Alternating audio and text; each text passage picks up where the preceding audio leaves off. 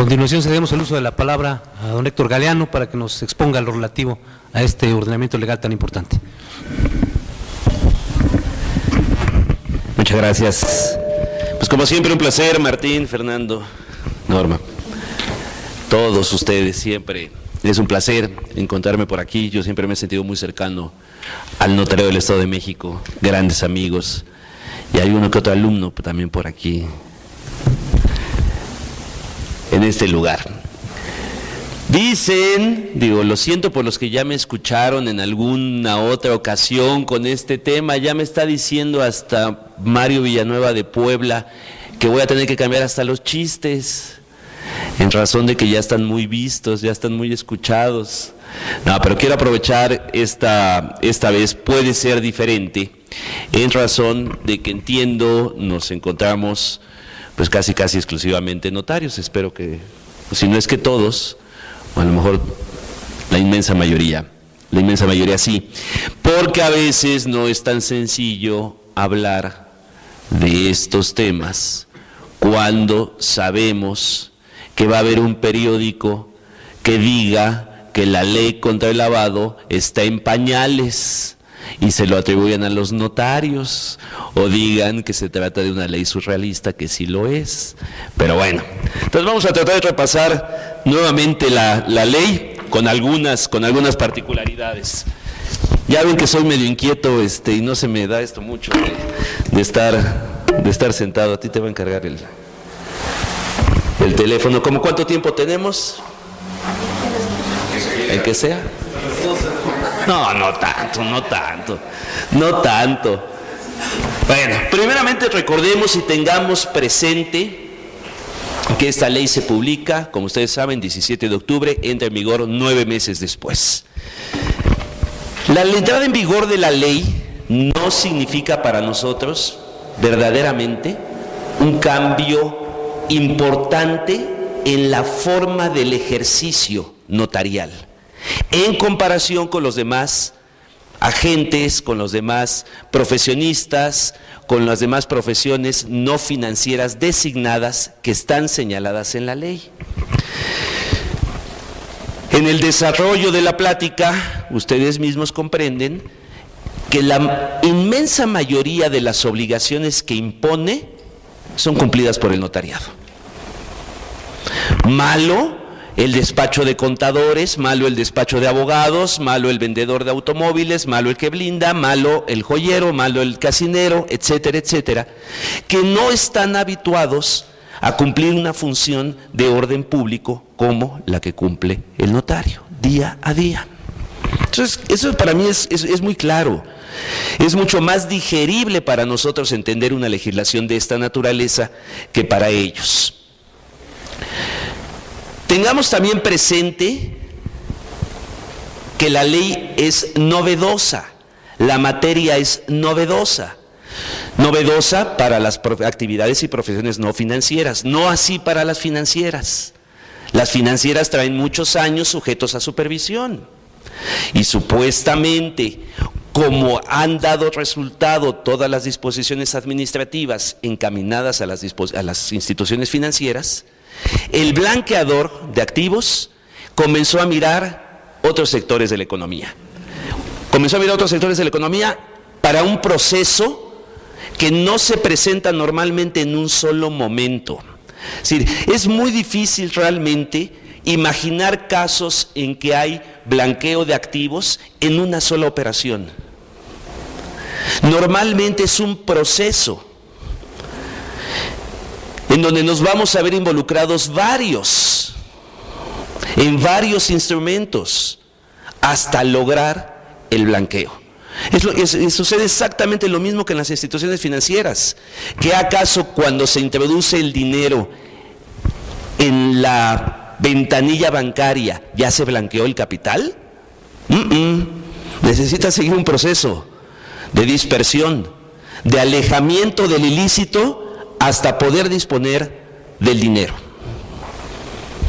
Entonces no pensemos que por una sola operación, a lo mejor en esta operación se está blanqueando el activo. Normalmente se trata de un proceso. ¿Y en qué sentido es novedosa? Es en el sentido de que no necesariamente están señaladas todas las actividades y todas las profesiones no financieras. Hoy son las que se les ocurrieron. Si la ley tiene éxito, efectivamente eran estas. Si la ley no tiene éxito, tráiganse más. ¿Los umbrales de las operaciones serán suficientes? No lo vamos a ver. Mientras no haya experiencia, no vamos a saber si el umbral previsto para la actividad y que tenga que ser objeto de aviso fue suficiente o no fue suficiente. El éxito de la ley no depende de nosotros. El éxito de la ley depende de la autoridad, exclusivamente de ella, y de cómo sepa manejar los volúmenes titánicos que van a recibir de avisos, los cuales me llevan a pensar el día de mañana en una restricción. Hoy necesitábamos tener un amplio margen para después restringirlo. Eso me queda muy claro a mí también. México se encontraba obligado. Esa es otra idea que también es fundamental. No nos preguntaron, ¿quieren? México, como tal, como país, se encuentra obligado y continuará obligado. Existe un organismo internacional que inclusive ya presidimos, que es el Grupo de Acción Financiera Internacional. Este Grupo de Acción Financiera Internacional tiene a lo mejor 140 jurisdicciones que le opinan. ¿Y cómo actúa este organismo? Dictando recomendaciones, entrecomillado, recomendaciones. Y estas recomendaciones tienen 2 herramientas de uso. Número 1, cada uno de los países recibimos una evaluación. Nos evaluamos recíprocamente a base de un cuestionario, de un interrogatorio. Y por otra parte, los países se vigilan recíprocamente enviando equipos de diferentes países para calificar la situación del otro país. México resulta reprobado hace años porque precisamente no contaba con un régimen de prevención para actividades y profesiones no financieras. Reprobado México en el 2008. Es cuando comienzan a surgir las iniciativas en esta materia. ¿Por qué son importantes estas recomendaciones? Simple y sencillamente porque al calificar a un país de cooperante o al calificarlo de no cooperante, va a significar la facilidad o la dificultad de las relaciones comerciales internacionales. Así de simple y sencillo. Estos estándares de Gafi están aprobados por el Banco Interamericano de Desarrollo y por el Banco Mundial y por el Fondo Monetario Internacional y por cuantos organismos mundiales, multilaterales, imaginen, incluyendo Naciones Unidas. La calidad de país no cooperante no le conviene a ningún país, a ninguno, mucho menos a México. El 19 de octubre precisamente de este año, del año pasado, era la siguiente plenaria de miembros de Gafi. ¿Cómo podíamos llegar a esa plenaria de miembros de Gafi sin una ley en la materia? De allí que violentamente se hayan desarrollado las cosas y no importaba qué texto tuviera la ley, lo que importaba es que surgiera una ley. Poder llegar a la plenaria de miembros y decir, ya tenemos un régimen de prevención para actividades y profesiones no financieras. Lo que desafortunadamente nadie nos salva es que siempre en todas las actividades y profesiones no financieras estará el notario. Podrá estar el joyero o no estar. Podrá estar el contador o no estar. Podrá estar el comercializador de inmuebles o no estar. El notario siempre está y siempre va a estar. Es una de las profesiones no financieras designadas por su nombre, por Grupo de Acción Financiera Internacional. En todos los países donde haya notario, donde haya ejercicio de la función notarial, Hay recomendación del Grupo de Acción Financiera Internacional en el sentido de que sea una de las actividades o profesiones no financieras designadas. No vamos a dejar de estar nunca, nunca. Las obligaciones podrán aumentar, podrán disminuir, los umbrales crecer, podrán disminuir, la forma de presentar los avisos podrá cambiar. Pero créanmelo, que esto llegó para quedarse. No hay más. Pero, gracias a Dios, se tropicalizó, como se tropicaliza todo lo que viene del exterior. Nuestro régimen, en comparación con las recomendaciones de Gafi, es diametralmente diferente. Diametralmente diferente. Y lo voy a ir viendo en cada una de las obligaciones que nos impone.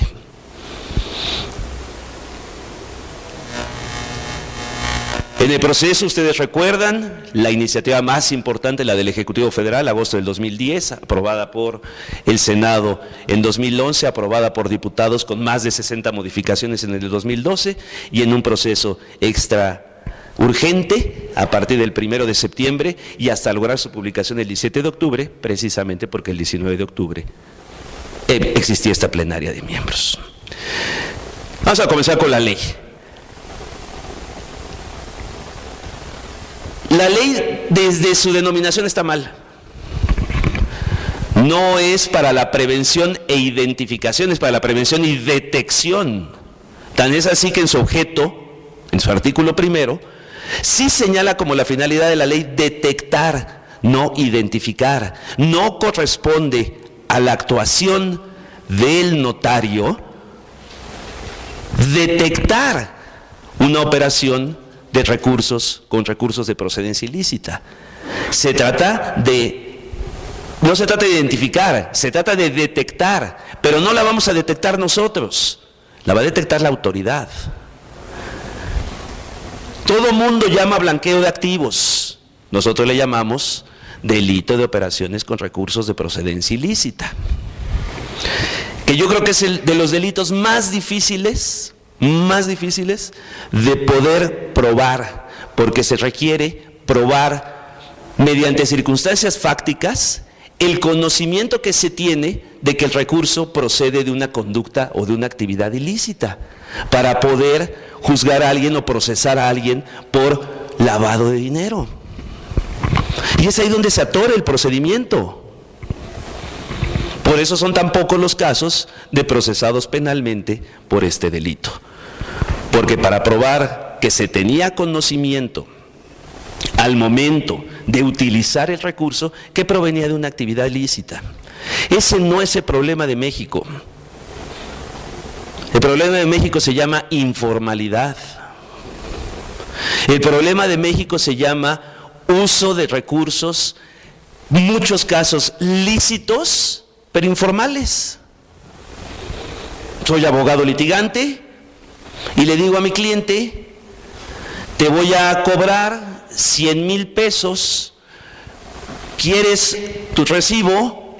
Te tengo que cobrar adicionalmente 16,000 pesos de IVA. No, licenciado, ya con los 100,000 pesos tengo suficiente. Guárdese el IVA y yo le doy sus 100,000 pesos, porque francamente su recibo no me va a servir a mí para nada. ¿Y qué hace el abogado ahora con sus 100,000 pesos? Y voy a multiplicar este ejemplo por 10 procedimientos. Y de repente el abogado ya tiene 1,000,000 de pesos en efectivo. ¿Y qué le hace? Si lo mete al banco, le van a cobrar el 3% y le van a empezar a preguntar, ¿de dónde salió? Entonces, ¿qué es lo que normalmente va a hacer? Pues a lo mejor se compra un inmueble. O a lo mejor se compra un reloj o una joya. Pues precisamente esas ventanillas del inmueble, de la joya, del coche o del reloj son precisamente las actividades y profesiones financieras no designadas. Pero ¿acaso provino de una actividad ilícita? De origen no, a lo mejor después hubo fraude fiscal, de acuerdo. A lo mejor después hubo fraude fiscal, porque no lo declaró, de acuerdo. Pero no provino de una actividad ilícita en principio. ¿Cuánto dinero en efectivo se maneja en los mercados? en la central de abastos de la Ciudad de México, donde hay operaciones por horas. Por horas. Te presto 300,000 pesos ahorita, que son las 9 de la mañana, a las 11 de la mañana me devuelves 340,000 pesos. Desafortunadamente se cerró la puerta por una cuestión impositiva del IDE, se cerró la puerta de los bancos, entonces ya nadie deposita, ahora menos deposita la gente. ¿Y qué? Por cerrar la puerta, ¿va a dejar de haber ese efectivo circulando? Va, como el agua, va a ir buscando otros cauces. Va a ir buscando otros cauces, los que quieran ustedes, los que me manden. El problema no es sencillo, ni la solución de la ley a lo mejor es la mejor. Lo que sí me queda claro es, se requería, México necesitaba una ley para cubrir un compromiso internacional, no porque realmente le estén apostando, o se le esté apostando como tal, a la eficacia de la ley en la materia de la prevención. Eso para mí es muy claro y se ve en todo su texto. Hasta aquí más o menos antecedentes de dónde nace esta legislación. Estás bien.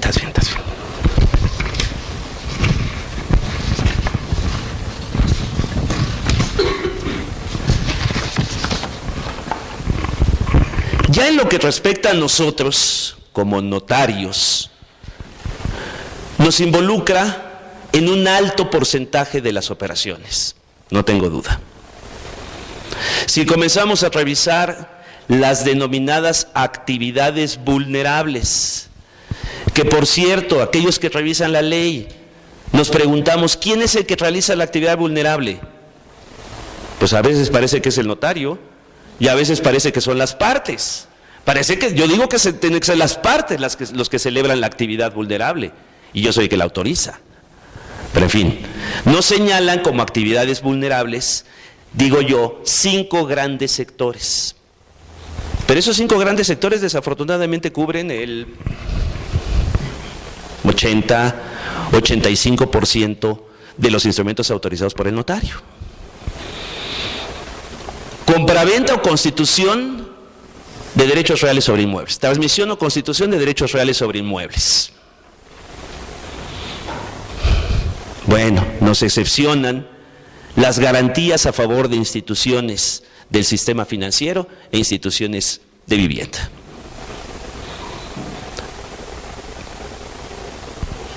Pero nos eximen de la hipoteca, no de la compraventa. Ojo, primer punto de que no nos vayamos con la finta. Hago una compraventa y apertura de crédito Infonavit. La apertura de crédito no es actividad vulnerable, la compraventa sí. Hago una compraventa con apertura de crédito bancario, la hipoteca no es actividad vulnerable, la compraventa sí. Todas mis compraventas entre particulares, todas son actividad vulnerable. Aquel que se dedica a hacer a lo mejor hipotecas que no provengan de una institución financiera, sino a lo mejor de su amigo el agiotista, son actividad vulnerable. Las únicas operaciones de hipoteca excepcionadas son instituciones del sistema financiero e instituciones de vivienda. Todas las instituciones del sistema financiero, todas las que sean sujetas de un régimen especial de prevención, ya tienen sus reglas. Sofoles, Sofomes, reguladas, no reguladas, arrendadoras financieras, empresas de factoraje financiero, casas de cambio, centros cambiarios, casas de bolsa, agentes de seguros, instituciones de seguros, de fianzas, todos estos tienen un régimen de prevención, tienen disposiciones de carácter general. Todas esas son instituciones del sistema financiero. No son actividad vulnerable, pero sí la compraventa. Buen porcentaje ya de las operaciones que autoriza un notario. No importa que sea de 10 pesos, no vayamos con la finta. Cualquier compraventa es actividad vulnerable, cualquiera, y sujeta entonces a todo el régimen establecido en la ley. Segundo, los poderes irrevocables. ¿Cuáles? Para actos de administración y para actos de dominio. Digo que aquí sí felicito a la legislación, y la felicito porque es un instrumento que no debe ser utilizado indiscriminadamente como a veces se ha venido utilizando desafortunadamente.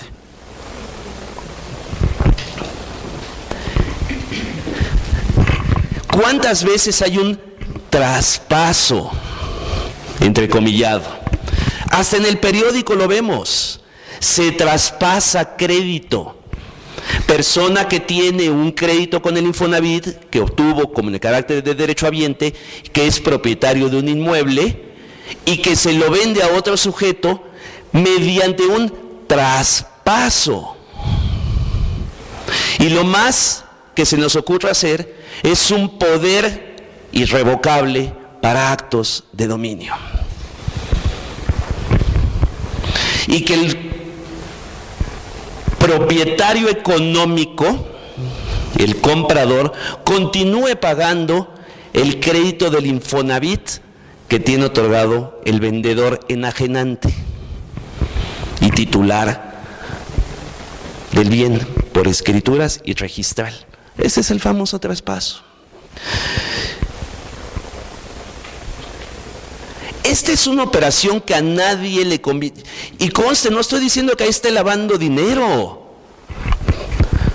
En una compraventa en sí, es muy pocos los casos. Claro que no voy a empezar a darles ideas de cuándo sí se puede blanquear mediante compraventa de inmuebles y cuándo no. Pero este caso del poder que estoy platicando es un caso del día a día. Y ahí a poco vamos a decir, ¿están blanqueando dinero? No, simplemente no están acudiendo a los expedientes y a las herramientas que les otorga la legislación para lograr la finalidad deseada. Hombre, preguntémonos primeramente si el comprador a lo mejor también es derechohabiente del Infonavit y puede obtener el mismo crédito. Y entonces se pueda cancelar una hipoteca, hacerse la compraventa y constitución de nueva garantía hipotecaria. Pero no, nos vamos a veces, o nos piden o nos exigen, irnos por la fácil. Dame un poder. Operación que yo digo, no le beneficia a nadie, mucho menos al notario. Ahí andamos cobrando poder, sí.